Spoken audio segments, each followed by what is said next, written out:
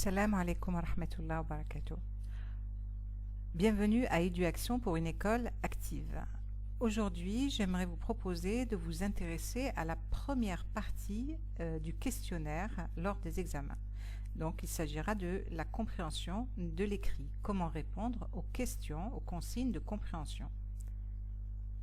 Suivez-moi et nous allons voir le sommaire. Alors, nous parlerons du texte et bien sûr du paratexte et de l'image du texte. Ensuite, comment faire la lecture du texte. Nous passerons ensuite au questionnaire, nous verrons les consignes d'examen et nous étudierons surtout les verbes consignes. Nous ferons un petit entraînement et pour terminer, je vous donnerai quelques petits conseils. Le paratexte est l'image du texte. Alors, c'est le premier contact que vous allez avoir avec votre texte. La première des choses que vous allez faire, c'est le repérage des éléments du paratexte. Ne vous occupez pas tout de suite du texte lui-même. Donc, intéressez-vous au titre, à l'auteur, à la source. Ensuite, vous essaierez d'identifier le type et la nature du texte en regardant comment ce texte est présenté. Donc, l'image du texte, la silhouette du texte, va vous permettre de définir peut-être la nature du texte. Est-ce qu'il s'agit d'un article, d'une lettre, d'un dialogue, d'un poème, etc. Vous ferez attention aussi au nombre de paragraphes pour repérer les parties principales. Vous étudierez aussi la typographie. La typographie, vous verrez s'il y a des majuscules pour des noms propres. Est-ce qu'il y a des points d'interrogation ou d'exclamation? Est-ce qu'il y a la présence de dates, de chiffres ou de passages en italique, de guillemets ou de parenthèses? Alors tous ces éléments vont déjà vous donner des indices sur le type de texte, sur le contenu du texte.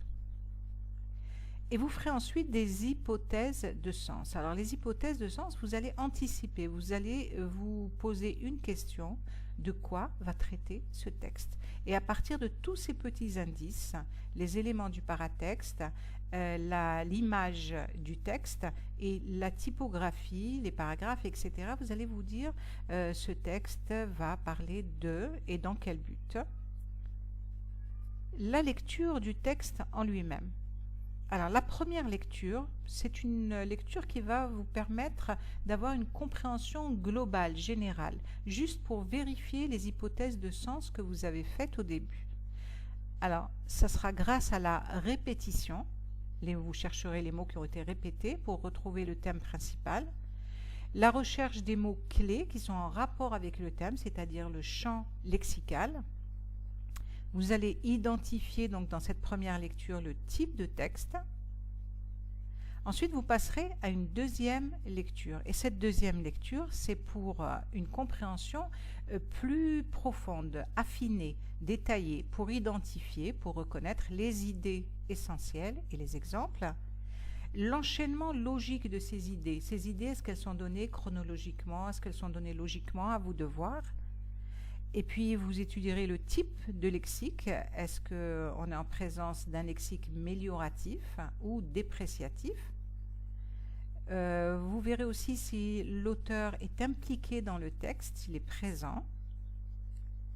Et vous essaierez aussi de retrouver la visée de communication de l'auteur. Pourquoi l'auteur a-t-il écrit ce texte? Dans quel but? Vous passerez ensuite, une fois que vous avez fait cette première lecture, et deuxième lecture, vous passerez au questionnaire. Alors, le questionnaire, vous allez vous y intéresser en plusieurs étapes. La première étape, vous allez lire complètement et dans l'ordre des consignes, telles qu'elles sont données. Vous ne cherchez pas la réponse, c'est juste la lecture, le premier contact avec le questionnaire. Vous allez essayer de comprendre les verbes consignes. Deuxième étape, vous allez revenir vers le texte pour une troisième lecture avec le questionnaire en tête. C'est-à-dire que maintenant, vous savez ce qu'on attend de vous, ce qui vous est demandé, donc vous revenez vers le texte. Et la troisième étape, vous allez revenir vers le questionnaire. Une fois que vous avez fait cette troisième lecture, vous revenez maintenant vers les questions et vous allez choisir, vous allez sélectionner les questions qui vous paraissent les plus simples et les plus faciles pour ne pas perdre de temps. Cochez sur votre sujet chaque question, une fois que vous avez répondu, vous cochez la question. Et n'oubliez surtout pas que toutes les questions vous permettent de rentrer dans le texte, de mieux le comprendre. Peu à peu, au fur et à mesure, dans l'ordre où c'est donné, toutes ces questions vont vous permettre de mieux comprendre le texte. Et de récolter aussi des indices, des éléments pour la production écrite, surtout si on vous demande un compte-rendu.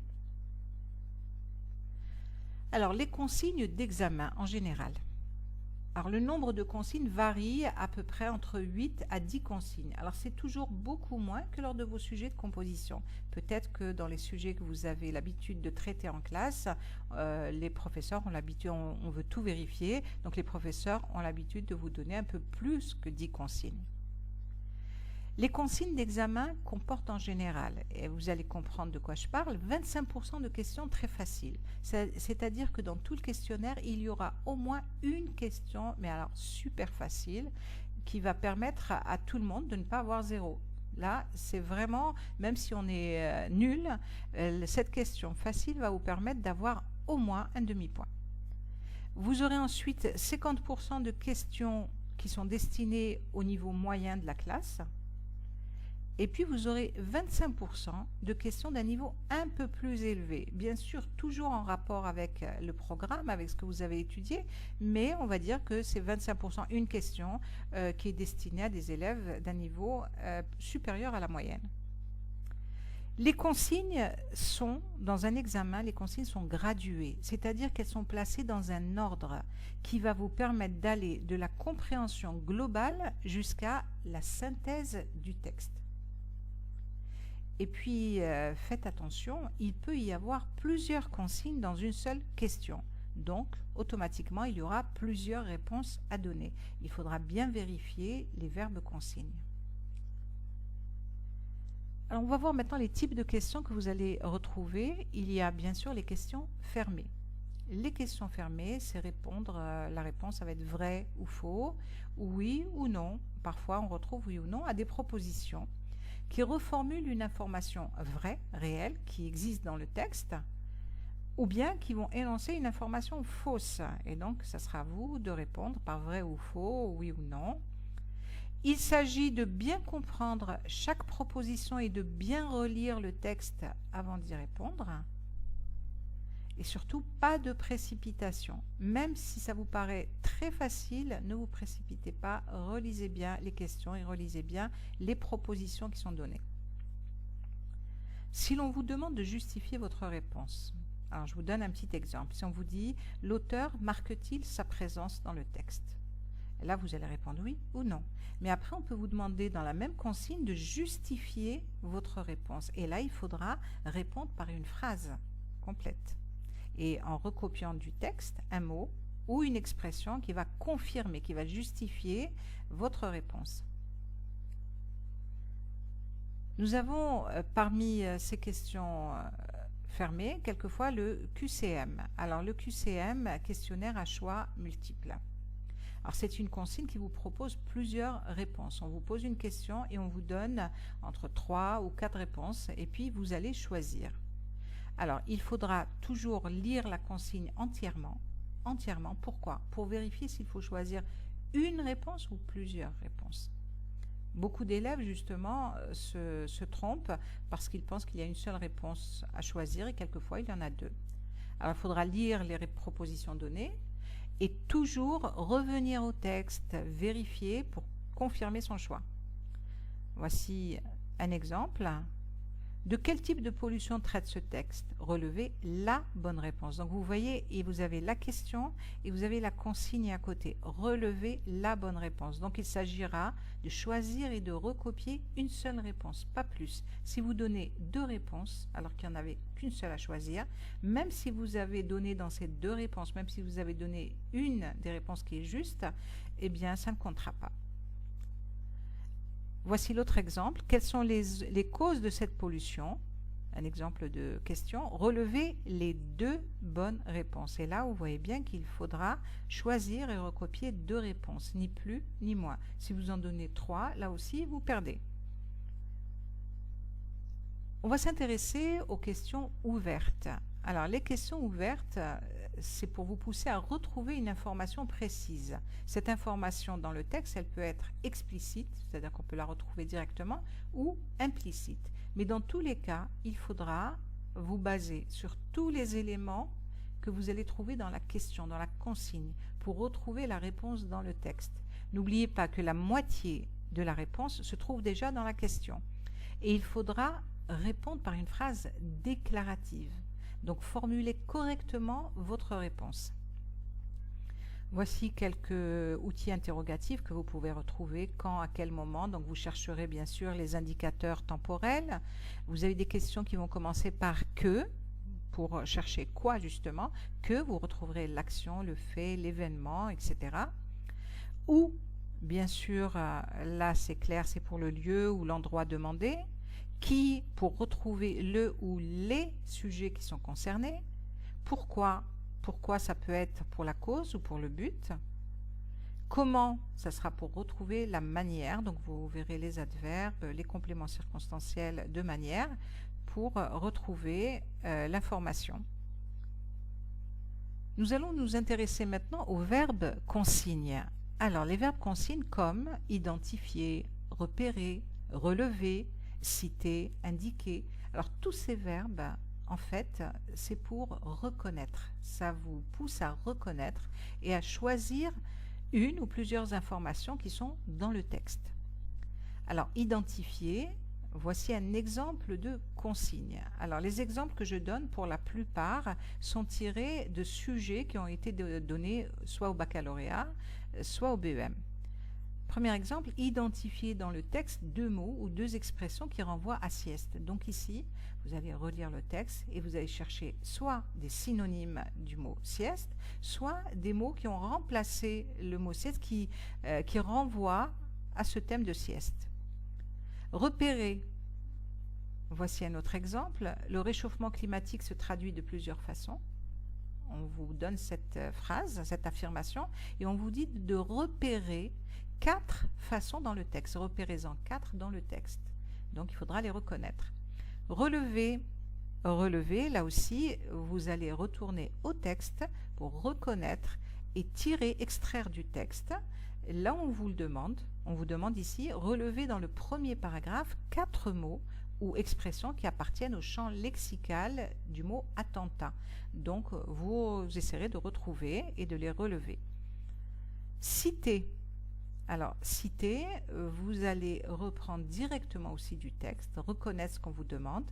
Massu avait confié 3 missions à ses hommes. Citez-les, donc vous allez citer ces 3 missions à partir du texte. Vous les reprenez telles quelles. Indiquer, vous allez montrer, indiquer à qui ou à quoi renvoient les pronoms suivants dans le deuxième paragraphe. Là aussi, il s'agit d'un exemple de consigne. Cette question, vous allez la retrouver certainement. Alors, on va vous donner des pronoms. En général, c'est le cas. On vous donne des pronoms et on vous dit à quoi est-ce qu'ils renvoient. Et là, il faudra retourner au texte et retourner à la phrase qui précède, à la phrase qui est avant, au paragraphe qui est avant la phrase concernée, pour retrouver à quoi renvoient ces deux pronoms, par exemple, et qu'est-ce qu'ils ont remplacé comme mot exactement. Parmi les consignes, vous avez une consigne de classement. Alors, la consigne de classement, vous allez soit vous retrouver à placer dans une catégorie sous forme de tableau, ou tout simplement, vous avez une phrase, vous avez un mot et vous placez à côté les mots, les expressions du texte. Voici 2 exemples. Alors, le premier exemple, on va vous donner des expressions qui sont tirées directement du texte. Elles sont dans le désordre et on va vous dire ces mots, ces expressions, vous allez les classer selon qu'elles renvoient soit à la pollution de l'eau, soit à la pollution de l'air. Donc vous allez faire ce classement d'après le texte et d'après votre compréhension. Ou bien on peut vous proposer un tableau. Voilà, le premier exemple, il n'y avait pas de tableau, mais c'est un classement aussi. Et donc dans le deuxième exemple, on peut vous poser la même question sous forme de tableau. Vous pouvez retrouver aussi parmi les consignes le verbe réécrire, réécrivez. Vous allez le retrouver ainsi. Alors, ces questions de réécriture sont en général posées pour vérifier quelque chose, c'est-à-dire les règles de grammaire, la syntaxe, la conjugaison, l'orthographe. Et vous allez retrouver plusieurs points de langue qui vont permettre de vérifier ce que vous savez.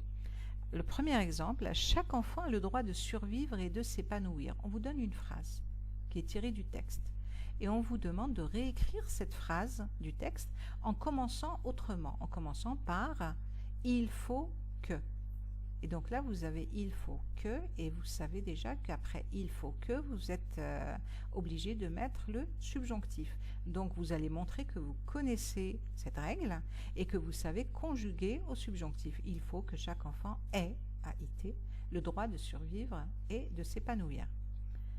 Autre exemple, un supporter nous a confié la violence est présente pendant et après chaque match. Alors vous voyez qu'on vous propose toujours une phrase d'abord qui est tirée du texte. On cite une phrase qui est tirée du texte et ensuite on vous pose la question. Réécrivez la phrase en rapportant ces paroles au discours indirect. Et là, vous allez montrer que vous savez enlever la ponctuation du dialogue, que vous allez remplacer par la conjonction que, introduire ces paroles avec que, un supporter nous a confié que, et vous allez montrer que vous savez faire la concordance des temps. Vous avez le premier verbe qui est au passé, donc la violence est va devenir la violence était présente pendant et après chaque match. Troisième exemple, on a arrêté et torturé des centaines d'innocents. On vous reprend une phrase du texte et on vous demande de la réécrire en commençant par des centaines d'innocents. Et là, vous comprenez immédiatement qu'il s'agit de la voix passive. On vous a donné une phrase à la voix active et on vous demande de la remettre à la voix passive. Et ça va permettre de vérifier que vous savez faire la conjugaison passive, que vous savez accorder les participes passés et que vous savez retirer le complément d'agent lorsqu'il est inutile. Ici, la phrase va être « Des centaines d'innocents ont été arrêtés » avec un S et torturés avec un S, point. Et on n'a pas besoin du complément d'agent « ont ». Parmi les autres consignes, vous pouvez retrouver celle-ci, exprimer ou introduire un rapport logique. Alors, dans ce type de consigne, il faut retrouver le lien. Le rapport, c'est le lien qui existe entre deux propositions et exprimer ce lien autrement, avec un autre connecteur, ou bien introduire un rapport différent. Soit on va vous demander de garder le même rapport et vous allez utiliser un connecteur différent, soit vous allez introduire un autre rapport. Alors voici un exemple. Les sacs plastiques sont une merveille de la technologie, mais ils causent la mort de milliers d'animaux marins. Voici la consigne, et vous verrez que dans les types de consignes de rapport logique, on peut vous poser plusieurs questions. Alors, question A, quel est le rapport exprimé dans cette phrase? Alors c'est clair, on a le mais, on comprend qu'il s'agit de l'opposition. Question B, exprimer ce même rapport en commençant la phrase ainsi, bien que. Donc on vous a donné un autre connecteur d'opposition, mais c'est un connecteur d'opposition qui demande le subjonctif, l'emploi du subjonctif. Donc ça vous donnera, bien que les sacs plastiques soient une merveille de la technologie, ils causent la mort de milliers d'animaux marins. Vous pouvez avoir cet exemple. Les animaux marins avalent les sacs plastiques, ils meurent étouffés. Vous avez deux propositions dans la même phrase qui sont juxtaposées, qui sont séparées par un point-virgule. Première question, quel est le rapport exprimé dans cette phrase? Et là, il faudra lire attentivement cette phrase et comprendre quel est le lien. Il est implicite ici, le lien. Quel est le rapport entre ces deux phrases? D'un côté, vous avez des animaux qui avalent les sacs plastiques. Automatiquement, ce qui va se passer, ils vont mourir. Donc, c'est un rapport de conséquence. On vous demande de remplacer cette ponctuation, ce point-virgule, par un connecteur logique pour garder le même rapport. Et là, vous pourrez dire les animaux marins avalent les sacs plastiques, par conséquent, ils meurent étouffés, donc ils meurent étouffés, alors ils meurent étouffés, si bien qu'ils meurent étouffés. Vous mettrez le connecteur qui correspond à la conséquence. Et on peut vous poser une troisième question, toujours dans la même consigne. Réécrivez la phrase pour introduire un rapport de cause. Donc là, vous aviez une conséquence et il va falloir la transformer en cause. Et ça peut vous donner, comme les animaux marins avalent les sacs plastiques, ils meurent étouffés. Ou bien, les animaux marins meurent étouffés parce qu'ils avalent les sacs plastiques.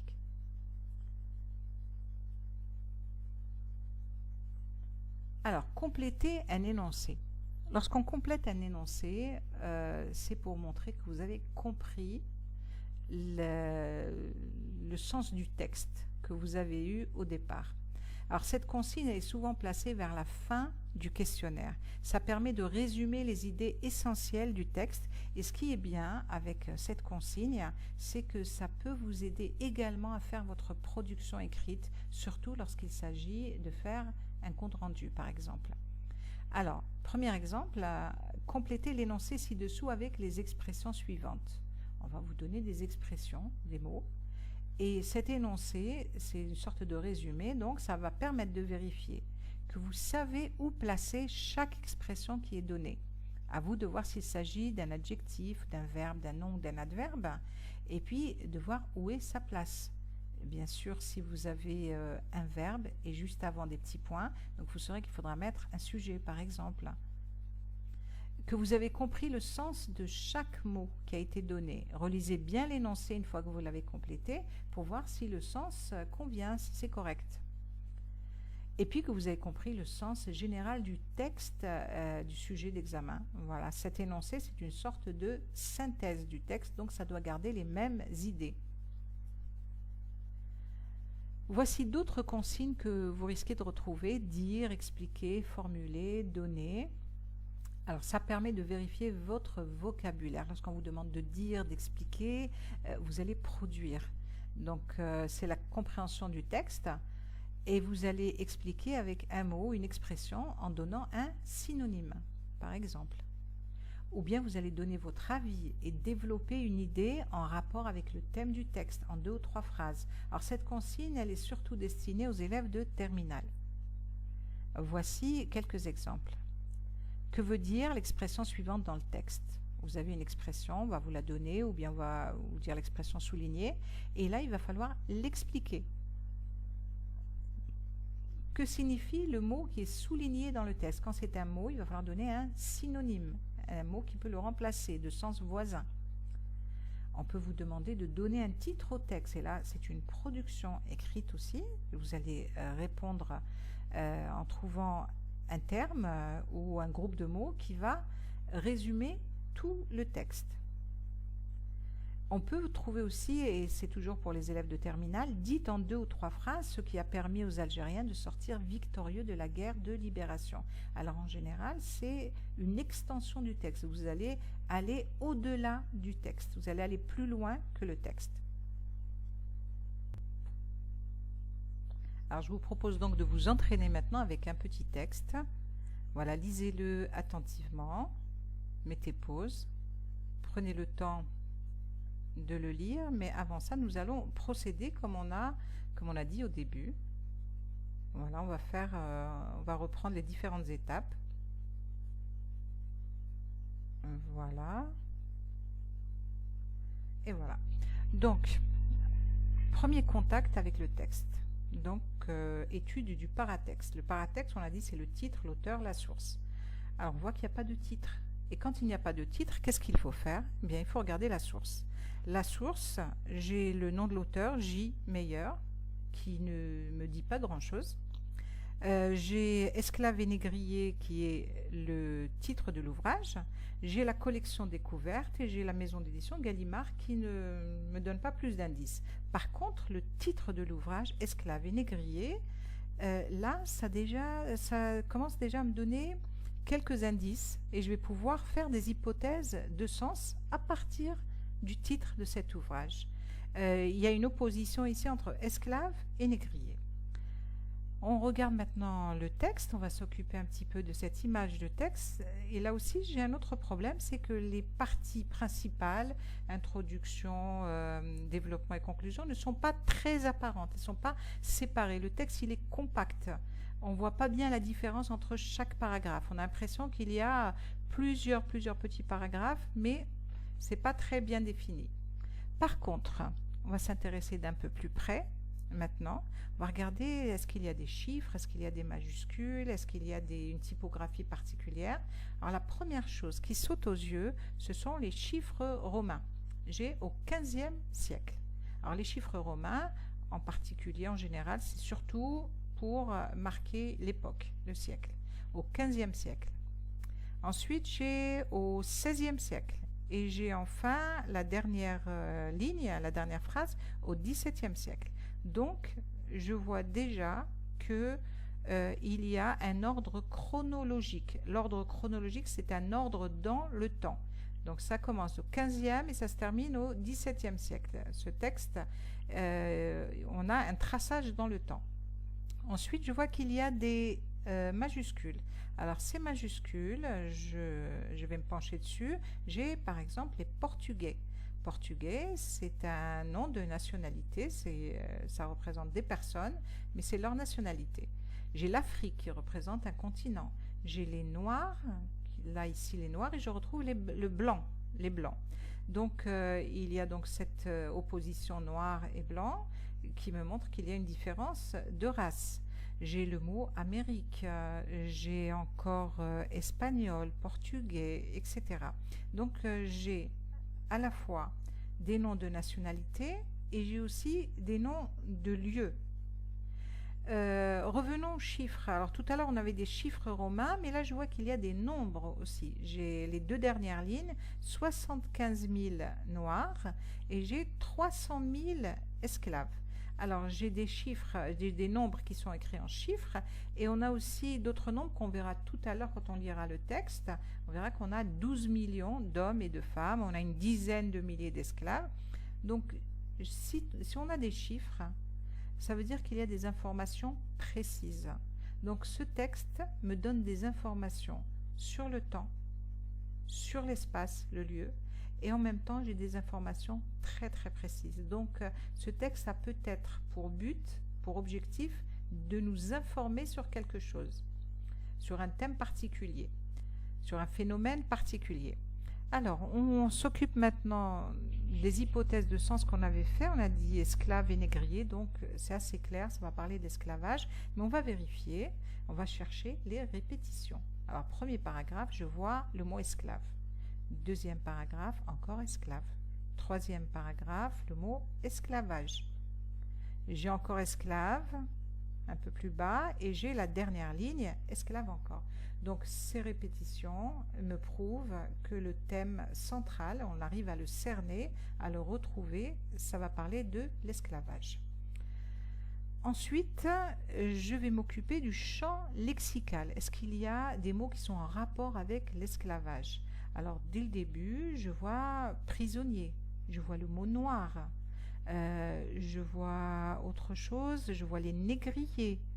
On a les mots déplacement, on a des mots qui ont un rapport direct avec l'esclavage et on a aussi des dérivés de ce champ lexical. Alors il y en a pas mal dans le texte. Qu'est-ce qu'on peut regarder encore? Là on a déjà toutes ces informations me donnent une certitude. Mes hypothèses de sens, elles sont confirmées, ça va parler de l'esclavage. Et esclaves et négriers. Alors les négriers, qui sont les négriers? Si les esclaves, ce sont des noirs. Donc les négriers, ce sont les blancs. Maintenant, qui sont ces négriers? Et là, vous avez des noms de nationalité. Vous avez les Portugais, vous avez les Espagnols. Voilà, vous vous retrouvez avec des noms de pays aussi, la Hollande, la Grande-Bretagne, la France. Tous ces gens ont participé à cette traite des Noirs. On va vous poser peut-être une question de ce type. Vous avez un mot qui est souligné, L, vous le voyez, les tout en bas, elles, en un siècle, elles font venir plus de 75 000 noirs des côtes africaines toutes proches. Vous pouvez trouver la question suivante. À qui ou à quoi renvoie le pronom souligné elle? Elle, c'est un pronom qui est féminin pluriel. Et on vous l'a dit tout à l'heure, lorsqu'on vous pose cette question, à qui ou à quoi renvoie le pronom, vous allez toujours chercher dans la phrase précédente, la phrase qui est avant, soit la phrase qui est avant, soit le paragraphe qui est juste avant. Alors, je cherche donc un nom qui a été remplacé par elle féminin pluriel. Donc, je dois chercher un nom féminin pluriel. Alors, je regarde la phrase qui est juste avant, et en fait, c'est un petit paragraphe qui est juste avant. Puis, le phénomène gagne les îles portugaises de Guinée, Sao Tomé, Fernando Po, l'île aux Princes, deviennent pour un temps les principaux producteurs sucriers du monde. Et je m'aperçois que elles, ce sont les îles portugaises de Guinée. C'est le seul mot qui est au féminin pluriel. Pour être sûr, pour confirmer ce que je viens de trouver, je vais mettre les îles portugaises à la place de elles. Je vais remplacer. Et ça me donne, en un siècle, les îles portugaises de Guinée font venir plus de 75 000 noirs des côtes africaines toutes proches. Donc ça marche, ça va. Ce pronom renvoie aux îles portugaises. Vous pouvez avoir une autre question. Par exemple, retrouve ou retrouver dans le texte un mot de même sens que déportation. Donc vous allez chercher un synonyme. Alors pour comprendre déjà le mot déportation, vous allez relire la phrase pour le comprendre dans le contexte. Ainsi commença l'un des plus importants déplacements de population de l'histoire de l'humanité. Et vous avez 2 points. Ça veut dire qu'on va expliquer, reformuler d'une certaine manière, la déportation de quelques 12 millions d'hommes et de femmes. Alors, déportation de quelques 12 millions d'hommes et de femmes. Et je vois que dans le paragraphe, la phrase qu'il y avait juste avant, dans la même phrase d'ailleurs, j'ai un des plus importants déplacements de population. Alors, déportation signifie déplacement. Voilà, ça a le même sens que déplacement, sauf que déportation, c'est un déplacement qui est forcé. On a forcé des millions d'hommes et de femmes à quitter leur pays. Qu'est-ce que vous pouvez trouver encore comme autre question? On peut vous poser la question de 2 manières différentes. Par exemple, pourquoi les mots suivants sont-ils entre guillemets? Ou bien, l'auteur marque-t-il sa présence dans le texte? Alors, on va commencer par la deuxième. L'auteur marque-t-il sa présence dans le texte? Est-ce qu'il y a je? Est-ce qu'il y a me? Est-ce que l'auteur est impliqué directement? Est-ce qu'il parle en disant je? On a beau lire le texte, il n'y a ni je, ni me, ni moi, ni nous. Voilà, il n'est pas impliqué dans le texte directement. Par contre, vous avez des mots qui sont entre guillemets. Pourquoi ces mots sont entre guillemets? L'auteur a repris des termes qui ne sont pas les siens. Ce n'est pas lui qui pense que les Noirs sont des marchandises, sont une marchandise. Donc il a repris un terme, il a repris un mot qui est utilisé par les négriers, c'est-à-dire ceux qui font le commerce des Noirs, qui revendent les Noirs. Il a repris ce mot, mais s'il le met entre guillemets, ça veut dire qu'il n'est pas d'accord. Il n'est pas d'accord avec cette façon de penser. Pour lui, les Noirs ne sont pas une marchandise. D'ailleurs, quand il dit 300 000 esclaves venant d'Afrique sont livrés en Amérique, là aussi, il reprend des termes qui ne sont pas, qui ne lui appartiennent pas. Et s'il les a mis entre guillemets, c'est pour dire, ce n'est pas moi qui pense comme ça, ce n'est pas moi qui ai prononcé ces mots, il les a repris, et d'une certaine manière, implicitement, il est en train de dire, je ne suis pas d'accord avec cette façon de penser. Alors, on a aussi autre chose, autre question que vous pouvez avoir. Regardez bien ces 2 points qu'on a mis dans le triangle bleu. On peut vous poser cette question, quel est le rapport exprimé dans cette phrase? Alors, c'est une phrase qui est assez longue. D'abord, peu nombreux, ces esclaves vont devenir la principale marchandise et permettre la mise en valeur de l'Amérique. Et vous avez 2 points. Leur travail coûte en effet moins cher que celui d'un blanc libre. Donc, vous avez 2 propositions qui sont séparées par 2 points, par la ponctuation. On peut vous poser la consigne suivante. Quel est le rapport exprimé? dans cette phrase. Donc vous pouvez répondre, ici c'est assez simple, c'est la cause, tout simplement. Le rapport exprimé, c'est la cause. Et on peut vous poser encore une autre question, remplacer la ponctuation, remplacer les deux points par une expression pour garder le même rapport. Alors vous pouvez dire car leur travail coûte en effet moins cher, parce que leur travail coûte en effet moins cher que celui d'un blanc libre. Donc vous avez gardé le même rapport et vous avez exprimé la cause. Regardez la dernière phrase maintenant. Au début du XVIIe siècle, 300 000 esclaves venant d'Afrique sont livrés en Amérique. On peut vous demander de réécrire cette phrase à la forme active. Comment vous allez faire ici? Regardez bien. 300 000 esclaves venant d'Afrique sont livrés en Amérique. Vous avez une phrase, vous n'avez pas de complément d'agent, vous ne savez pas par qui. Donc là, c'est assez simple. Si vous connaissez, si vous avez bien compris ce qu'est la voix active ou voix passive, vous allez écrire on, voilà, on livre 300 000 esclaves venant d'Afrique en Amérique. Et puis sans oublier l'indicateur de temps au début du XVIIe siècle. Autre question que vous pouvez retrouver, alors je ne reprends pas toutes les questions, bien sûr, il y a des QCM, il y a des vrais faux, etc. Mais là, on prend les questions avec des consignes particulières. On peut vous demander de donner un titre. Alors, si on vous propose plusieurs réponses, vous choisirez. Et si on vous demande de donner, vous allez produire. Alors, donner un titre, c'est-à-dire que vous allez résumer, vous allez montrer que vous avez compris quel est le thème principal. Alors, essayez de ne pas reprendre le titre de l'ouvrage « Esclaves et négriers », bien sûr, mais vous pouvez dire « La traite des Noirs en Amérique », par exemple, puisque c'est le thème principal. Vous pouvez aussi retrouver ce genre de questions qui s'adressent surtout aux élèves de terminale. On peut vous demander, et c'est la dernière question en général, « Aujourd'hui, la condition des Noirs a-t-elle changé en Amérique, aux États-Unis? Donnez votre point de vue ou dites votre point de vue et développez en 2 ou 3 lignes. » Alors là, il va falloir aller un peu plus loin que le texte, c'est-à-dire réagir par rapport à ce texte, et puis montrer que vous savez, que vous avez compris déjà de quoi parle le texte, et puis que vous avez du vocabulaire, que vous avez une certaine culture, et que vous allez donner votre opinion sur ce sujet.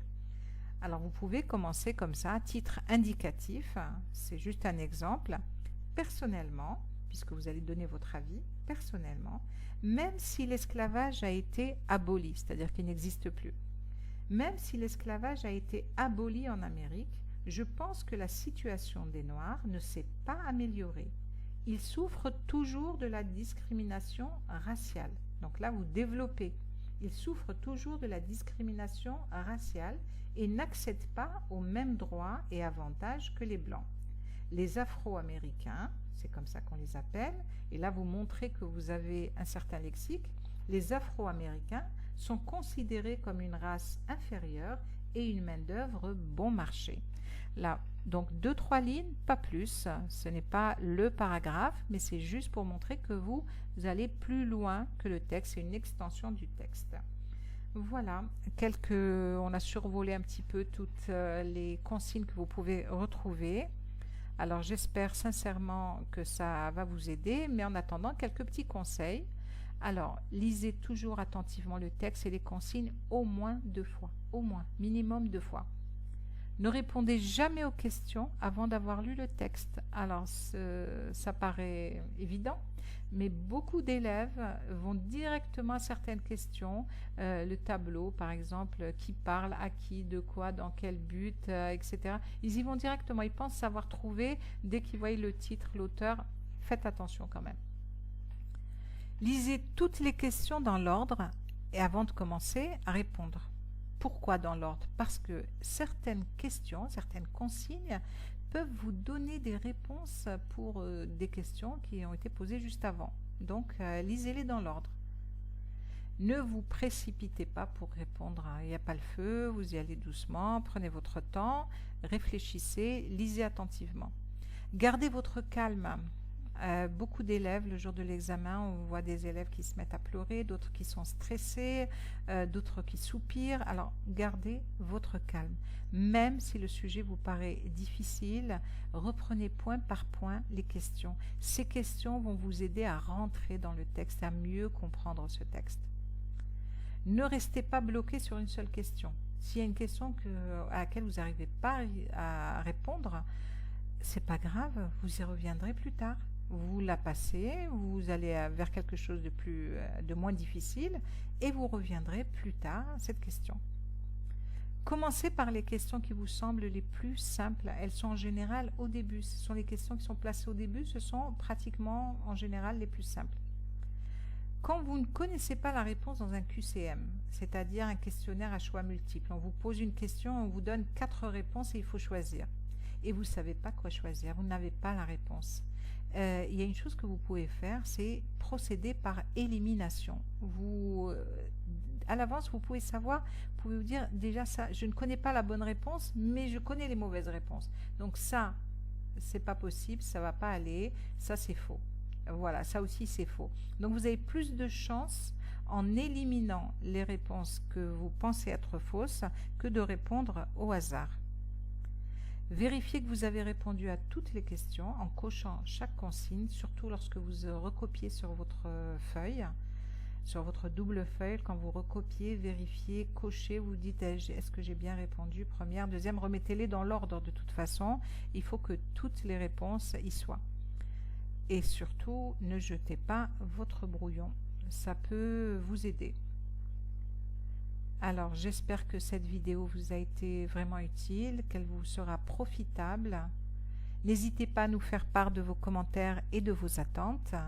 Rejoignez-nous sur notre page Facebook EduAction pour une école active. Et je vous dis bonne révision et à très bientôt, Inch'Allah, pour une autre vidéo.